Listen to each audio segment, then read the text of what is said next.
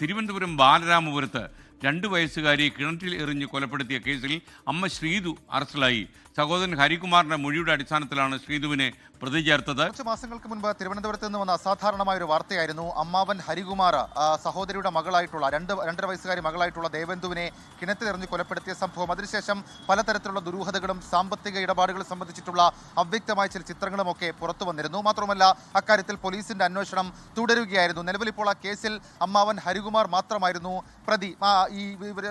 അതായത് ഈ അമ്മാവനും അമ്മയും തമ്മിലുള്ള വാട്സപ്പ് ചാറ്റുകളടക്കം പരിശോധിച്ചതിൽ നിന്ന് ദുരൂഹത സംശയിച്ച പോലീസ് ഈ വിഷയത്തിൽ കൂടുതൽ അന്വേഷണം നടത്തി വരികയാണ്. അങ്ങനെയാണ് ഹരികുമാറിന്റെ മൊഴിയുടെ അടിസ്ഥാനത്തിൽ ഇപ്പോൾ ശ്രീതുവിനെ കൂടി ഈ കേസിൽ പ്രതി ചേർത്തിട്ടുള്ളത്.